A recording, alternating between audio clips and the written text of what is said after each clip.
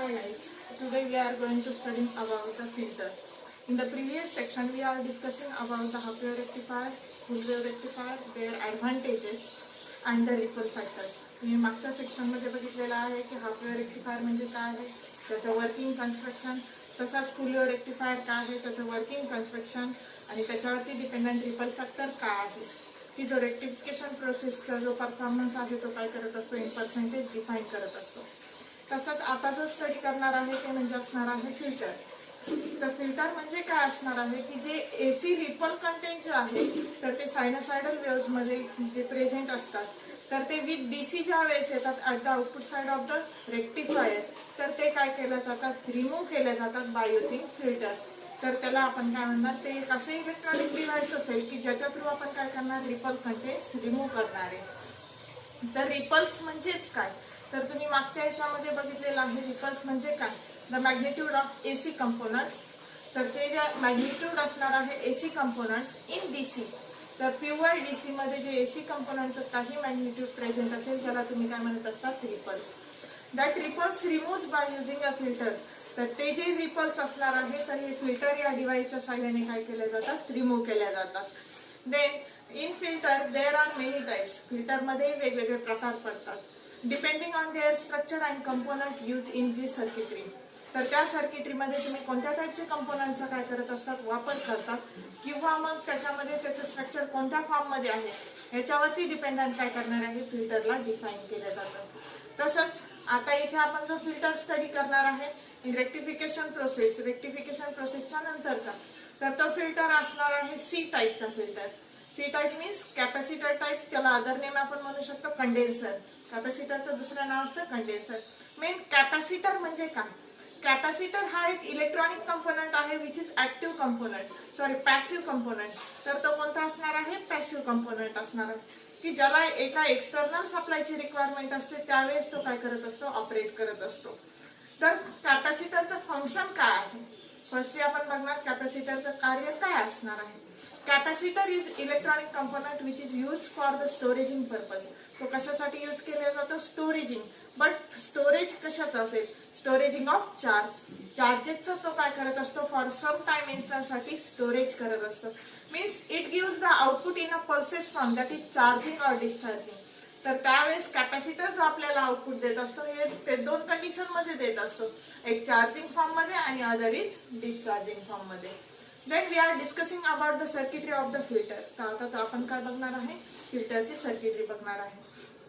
But before that, याच्या अगोदर आपण बघितलेलं आहे at the output side of the rectifier we are getting a output of DC voltage which is not in a pure form. तर तुम्ही बघितलेलं आहे की रेक्टिफायरच्या आउटपुट साइडला जे आउटपुट मिळत आहे तर ते डीसी व्होल्टेजचं मिळत आहे, पण ते प्युअर फॉर्म मध्ये नाही मिळत. तर which is having a some fluctuations that is in the form of pulses. तर ते जे डीसी सिग्नल असणार आहे तर ते काही फ्लक्च्युएशनच्या फॉर्म मध्ये प्रेझेंट असतात, म्हणजेच त्याच्यामध्ये ज्या पल्सेस प्रेझेंट असतील त्या पल्सेस एसी सिग्नलच्या असतात. आणि that pulses means the ripples removed by using a filter. आणि ते ज्या पल्सेस आहे ते जे रिपल्स आहे तर हे फिल्टरच्या साहाय्याने काय केले जातात, रिमूव्ह केले जातात.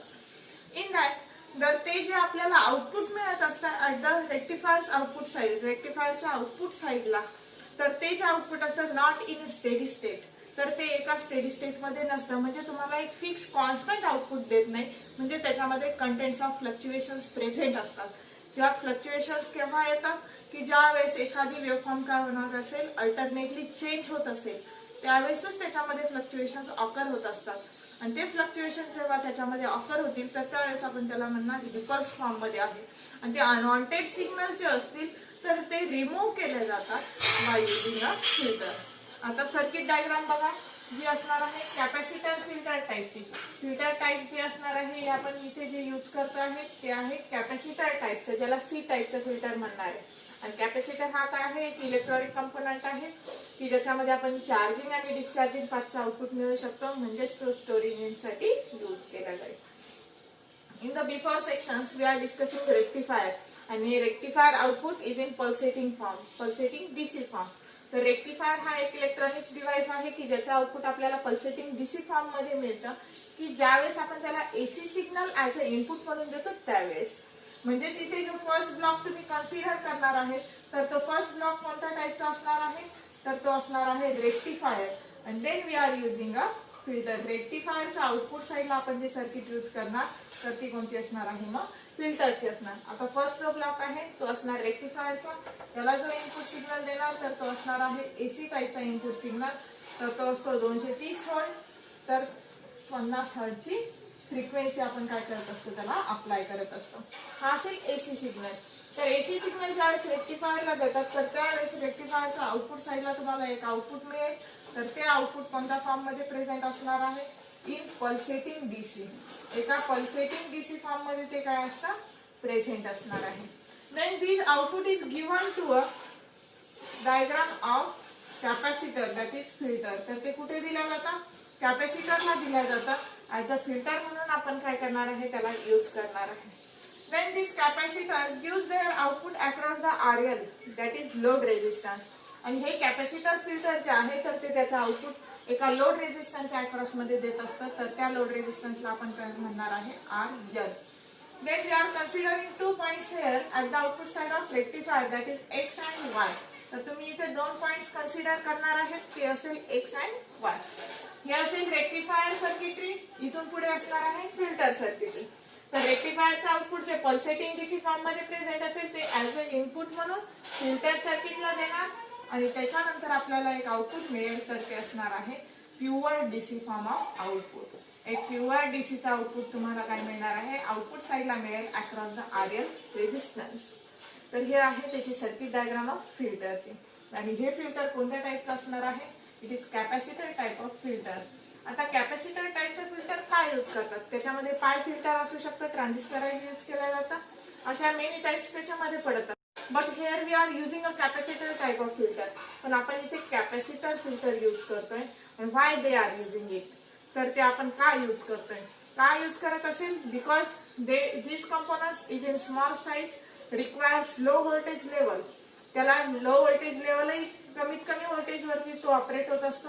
पुन्हा त्याची साईजही स्मॉल असते. आणि designation of circuitry is in simple form.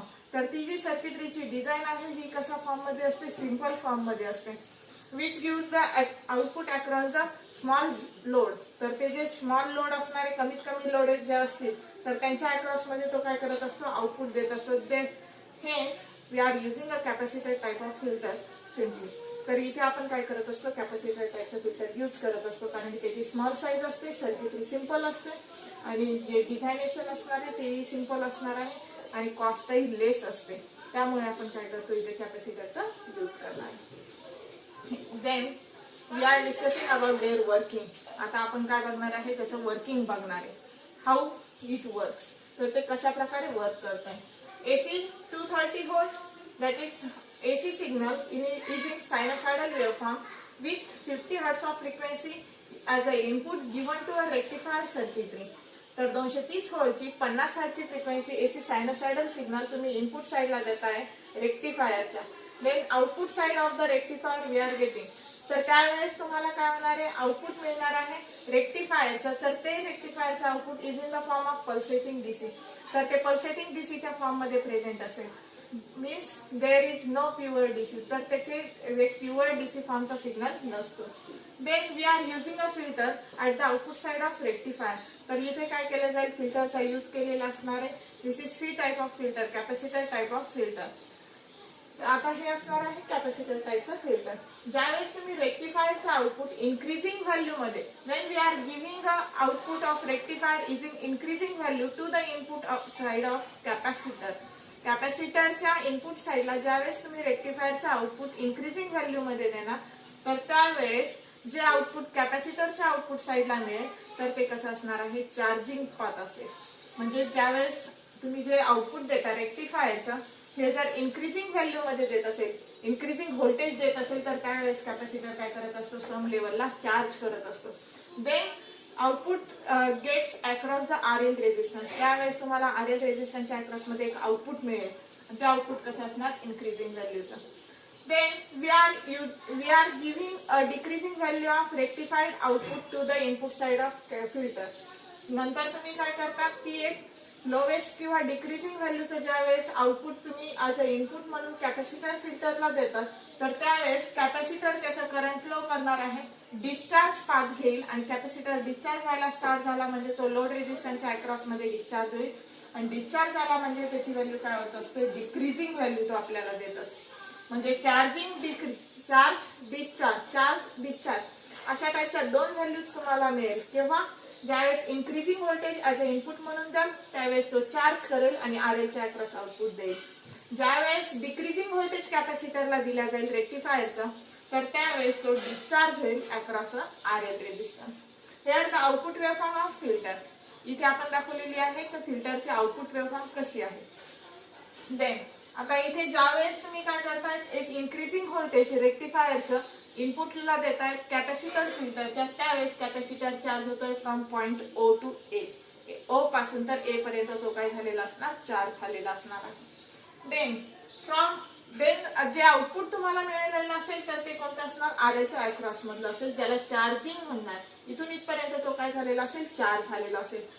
Then we are giving a decreasing value of input voltage level. तुम्ही काय करतात मग, डिक्रीजिंग व्हॅल्यूचं व्होल्टेज जे आहे तर ते कॅपॅसिटर फिल्टरच्या इनपुट साईडला देतात. Then capacitor discharge through the RL resistance. त्यावेळेस कॅपॅसिटर पुन्हा डिस्चार्ज व्हायला स्टार्ट करतो थ्रू द आरएल रेझिस्टन्सच्या द्वारे. मग इथेपर्यंत जो चार्ज झालेला असेल, इथून पुन्हा तो काय होणार, डिस्चार्ज व्हायला स्टार्ट करेल from point A to B. Against its get repeated. पुन्हा ती सायकल काय होणार आहे, रिपीट होणार.